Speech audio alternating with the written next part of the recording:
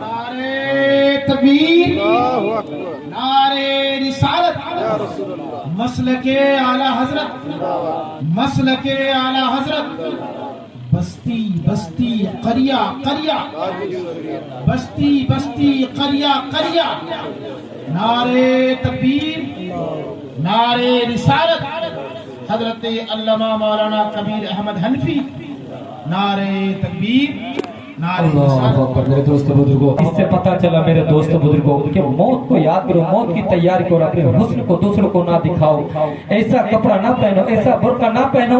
کہ 60 سال کا بوڑھا دیکھ کر اس کے منہ میں پانی آ جائے۔ اس کی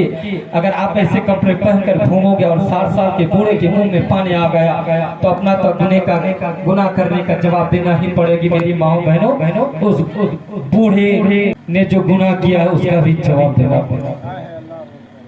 کیا میتا مولانا صاحب اس کا بھی جواب دینا پڑے گا۔ یہ مت سمجھو یہ 60-70 سال کی زندگی ہے، زیادہ عیش کی زندگی مت گزارا کر۔ 10 سے 15 سال چہرے تمہارے صحیح رہیں گے،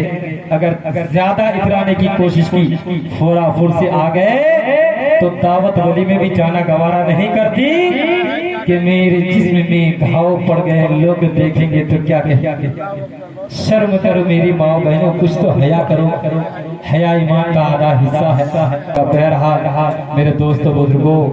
موت کے بعد بہت سختی ہے۔ موت کوئی آسان لفظ نہیں ہے، موت ایک بھیانک لفظ ہے، موت دل کو دہلا دینے والا لفظ ہے۔ موت کا لفظ سنتے ہی اچھے اچھوں کے جسم و مکمل تاری ہو جاتی ہے۔ موت کا تصور رستم زمانہ کا ہوش اڑا دیتا ہے۔ موت بڑے بڑے مغرور و متکبر بادشاہوں کو لرزہ برہم کر دیتا ہے۔ موت نہ کسی کے بڑھاپے کو دیکھتی ہے، موت نہ کسی کے جوانی کو دیکھتی ہے، موت نہ یہ دیکھتی ہے کہ کس کا بچہ یتیم ہو رہا ہے، موت نہ یہ دیکھتی ہے کس کی بیوی بیوہ ہو رہی ہے، موت نہ یہ دیکھتی ہے کس کا سہاگ گزر رہا ہے، موت کبھی یہ نہیں دیکھتی ہے کس کا گھر برباد ہو رہا ہے، موت یہ نہیں دیکھتی ہے کس کا نشیمن تباہ ہو رہا ہے، بلکہ جیسے ہی موت کا وقت آتا ہے اسی وقت اس کے جسم سے روح کو الگ کر دیتا ہے۔ شاعر کہتے ہیں ہوتی ہے ابتدا عالم کی انتہا کے، بنایا رب نے جسے بس وہ ہے فنا، ایک دن فنا ہونا ہے۔ قرآن پاک میں ارشاد ہے یا ایھا الذین آمنوا قوا انفسکم واہلیکم نارا وقودها الناس والحجارہ۔ اس آیت کا ترجمہ معلوم ہے میرے دوستوں کو؟ اے ایمان والو، اپنے آپ کو، اپنے اہل و عیال کو، اپنے گھر والوں کو اس آگ سے بچاؤ جس کا ایندھن آدمی اور پتھر ہوگا۔ سمجھ میں نہیں آئی بات؟ شاید جس کا ایندھن آدمی اور پتھر ہوگا، سمجھ میں نہیں آئی؟ آگ کو بھڑکانے کے لیے مٹی کا تیل ڈالتے ہیں نا، آگ کو بھڑکانے مٹی کا تیل یا ڈیزل کا استعمال کرتے ہیں، تب آگ بھڑک اٹھتی۔ تو جہنم کی آگ کو بھڑکانے کے لیے آدمی اور پتھر کو ڈالا جائے گا۔ سمجھ میں آئی؟ آدمی یا ایھا الذین آمنوا قوا انفسکم واہلیکم نارا وقودها الناس والحجارہ۔ اے ایمان والو، اپنے آپ کو، اپنے اہل و عیال کو، اپنے گھر والوں کو اس آگ سے بچاؤ، اس آگ سے بچاؤ جس کا ایندھن آدمی اور پتھر ہوگا۔ اللہ قربان جاؤ، خدا نہ خواستہ اگر ہم لوگوں میں سے جہنم کا ایندھن کوئی بن جائے تب کیا حشر ہوگا؟ اللہ نہ کرے ہم سے کوئی نہ بڑھے۔ ہم یہ نہیں چاہتے، کلمہ پڑھنے والے نہیں جائیں گے، امید ہمیں یقین ہے، ہم کو نبی سے محبت ہے، ہم ضرور جنت جائیں گے۔ لیکن ڈرو، قرآن پاک کی آیت ہے، ڈرو کہ ہم جہنم کے آگ کے ایندھن نہ بن جائیں۔ اے ایمان والو، اپنے گھر والوں کو اس آگ سے بچاؤ جس کا ایندھن یعنی کراچی تیل، جس کا ایندھن آدمی اور پتھر ہوگا۔ حضرت سیدنا عقیل بن ابو طالب فرماتے ہیں، میں جوشیرہ تقریر کرنے نہیں آیا ہوں، سمجھانے کے لیے آیا ہوں۔ حضرت سیدنا عقیل بن ابو طالب فرماتے ہیں کہ میرا ایک مرتبہ سرکار دو عالم صلی اللہ تعالی علیہ وآلہ وسلم کے ساتھ سفر ہوا۔ کس کے ساتھ؟ ہمارے نبی کے ساتھ۔ کس کا؟ سیدنا عقیل بن ابی طالب۔ اللہ سیدنا عقیل بن ابو طالب فرماتے ہیں اللہ تعالیٰ قربان چدا رکھا برکت دو چاہنے والا بہرحال سنو تو کیا کہا حضرت سیدنا عقیل بن ابو طالب فرماتے ہیں میرا سرکار دو عالم صلی اللہ تعالیٰ علیہ وسلم کے ساتھ سفر ہوا تو سرکار دو عالم صلی اللہ تعالیٰ علیہ وسلم کو قضاء حاجت پیش آئی بیٹا مجھے آگے قضاء حاجت پیشاب پاخانہ ضرورت پیش آئی تو سرکار نے درختوں کی طرف انگلی سے اشارہ کیا کس کی طرف درختوں کی طرف اور سیدنا عقیل بن ابو طالب سے فرمایا جاؤ درختوں سے کہہ دو کہ سرکار دو عالم صلی اللہ تعالیٰ علیہ وآلہ وسلم کو قضاء حاجت ہے درخت اپنی جڑوں کو اٹھائے اور سرکار دو عالم صلی اللہ تعالیٰ علیہ وسلم کی چاروں طرف سے دیوار درخت اپنی جڑوں سے اٹھ کر سرکار کے پاس آئے اور چاروں طرف سے دیوار سرکار قضاء حاجت سے فارغ ہوئے چلنے لگے تو سیدنا عقیل بن ابو طالب فرماتے ہیں کہ شدت پیاس نے مجھے ستایا توجہ مسعود بھائی شدت پیاس نے مجھے ستایا حلق میرا سوکھ گیا کہیں پانی کا نام و نشان نہیں میں پیاس کے مارے پریشان ہوں حلق میرا سوکھ چکا ہے میں کئی جگہوں پر دیکھا مگر پانی کا نام و نشان نہیں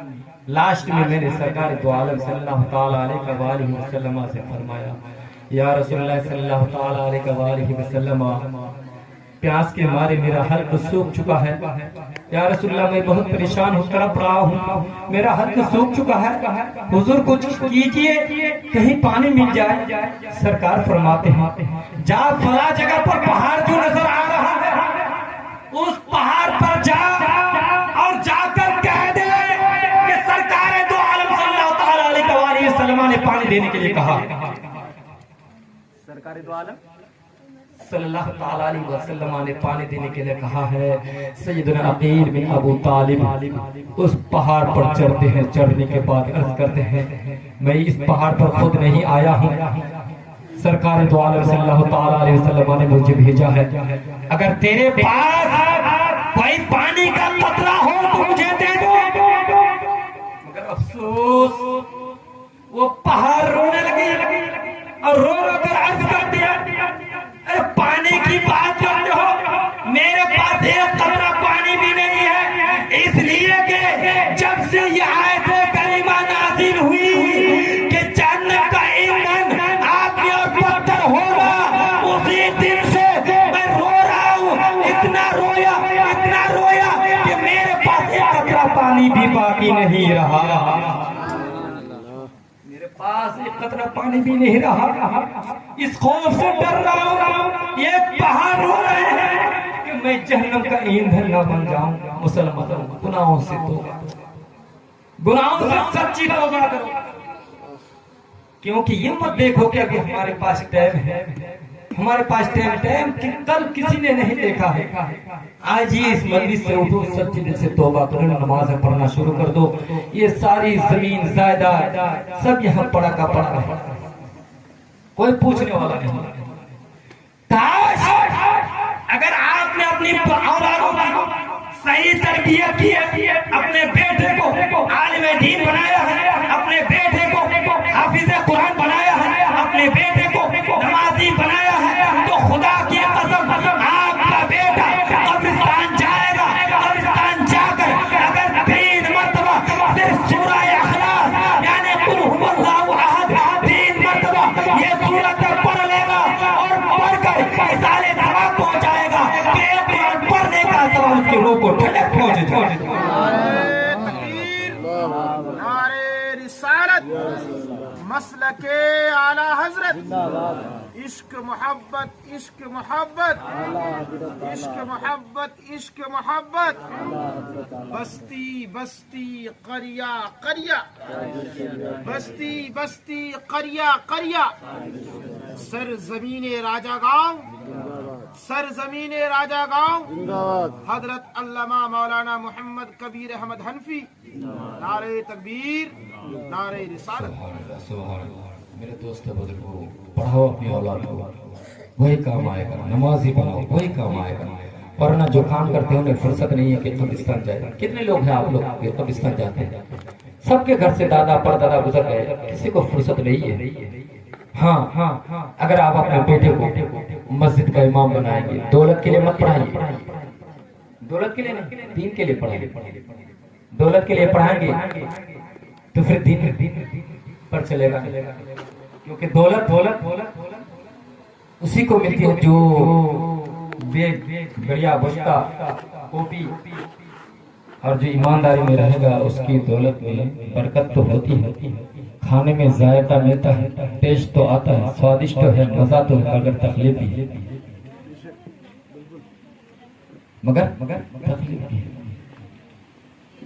کاش آج اگر آپ اپنے بیٹے نمازی بنا دیں، قرآن پڑھوا دیں گے،